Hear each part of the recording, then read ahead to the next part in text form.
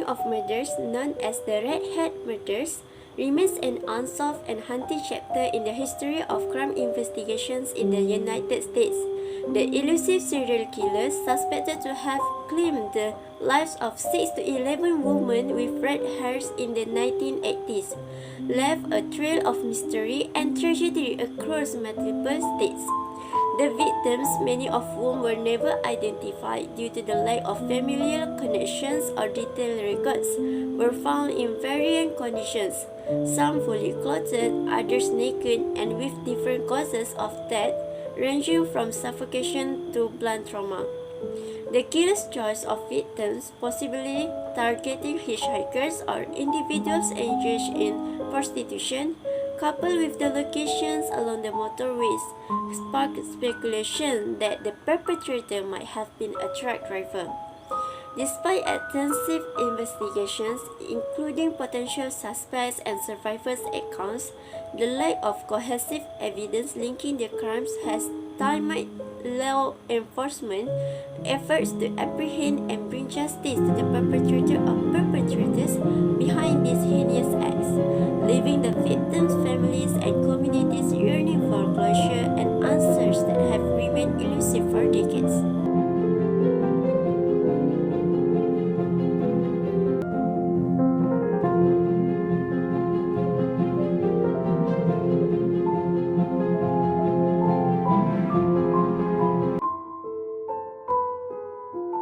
The case of Tina Mary McKinney Farmer is a haunting example of the enduring mystery surrounding the Red Hat murders. Tina was first found as an unidentified dead woman in 1985, and it took more than 30 years for her to become identified. Tina was last seen on Thanksgiving Day 1983 before she reported missing. However, at that time, her records had not been digitized or uploaded to the internet databases. As a result, upon the discovery of her body, she was identified as Jane Doe and added to the list of unidentified victims linked to the string of gruesome killings. Her identity was concealed by the lack of specific identification information, making it difficult for law enforcement to piece together her story. Tina was first discovered on January 1985 along the interstate highway in La Follette, Campbell County, Tennessee. She was estimated to be a white female between 17 to 30 years old. She stood approximately 5 feet 1 to 5 feet 4 tall and weighed around 110 and 115 pounds. Notably, she possessed distinctive red, curly, shoulder-length hair complemented by green eyes and a scattering of freckles across her body. The circumstances surrounding her death occurring roughly 72 hours prior to discovery.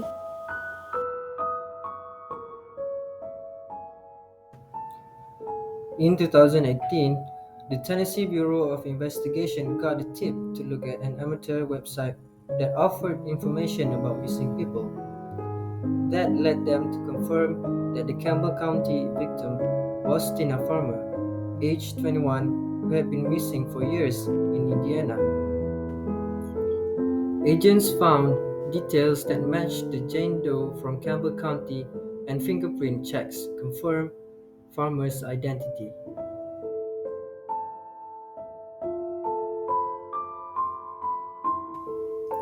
In March 1985, attention began to focus on Johns after he was arrested driving the car of a dancer he had picked up that night at a notorious adult club called The Catch, one north of Interstate 40 near Lovell Road.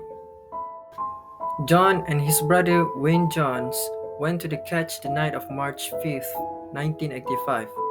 A dancer known as Tasha agreed to go with him to a Knoxville motel after work for sex for $200.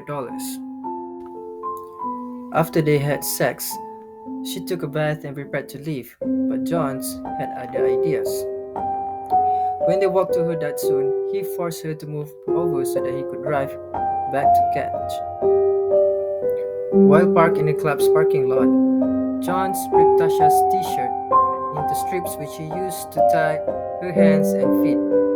He then put a gag around her mouth and threatened to kill her if she tried to scream or leave. Johns headed west on Interstate 40, finding some woods, and forced her to go with him into the trees. He taunted her with his pistol, but rather than shoot Tasha, he wrapped a strip of her shirt tightly around her neck and strangled her until she lost consciousness.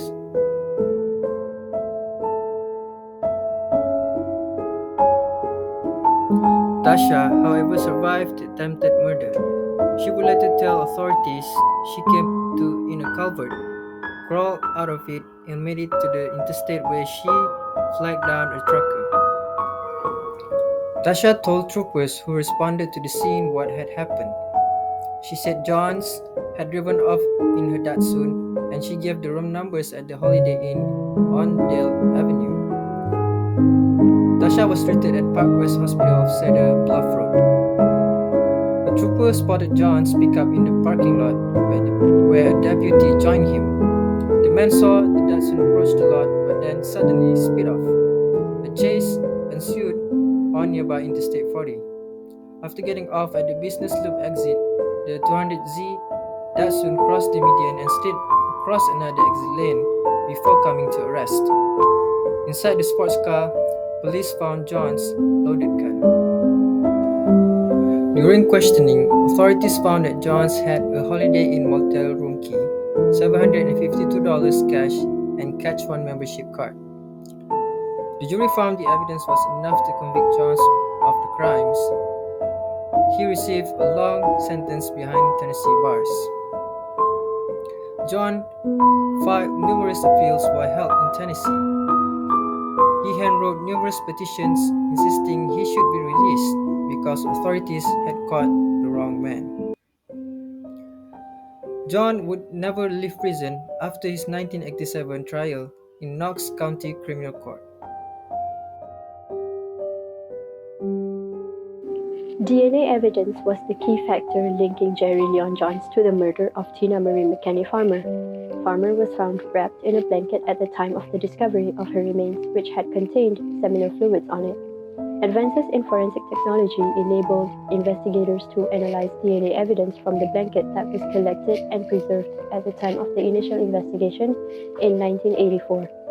This DNA evidence, when compared to John's DNA profile, provided a conclusive match, identifying him as the perpetrator of Tina Farmer's murder. Besides that, Johns also had attempted murder on a woman named Linda Shack. The attack on Shack bore striking similarities to the attack on Farmer, highlighting a pattern in the perpetrator's modus operandi. Both women were attacked in a similar manner. They were bound, strangled with a piece of cloth torn from their clothing, and left for dead in remote locations. Secondly, both attacks occurred near Interstate 40 in Tennessee. Shack was dumped near Watt Road, and Farmer's body was discovered in a similar vicinity. Not to mention, both victims had red hair, which also connects them to the broader pattern known as the redhead murders. Fortunately, Linda Shack miraculously survived the attack and was able to provide testimony that helped in the investigation and conviction of Jerry Leon Johns for a separate crime. These similarities in the method of attack, location, and the victim's physical attributes are significant links between the two cases, suggesting a potential connection and potentially pointing to a single perpetrator involved in both incidents. Unfortunately, Jerry Leon Johns was not formally indicted for the murder of Tina Marie McKenney Farmer during his lifetime. However, after his death in 2015, a grand jury in Campbell County, Tennessee reviewed the case in 2019 and determined that had Johns still been alive, he would have been indicted for Farmer's murder based on the evidence available, including DNA evidence linking him to the crime. This acknowledgement by the grand jury served as a formal recognition of his involvement in Farmer's murder, even though he was not indicted while alive.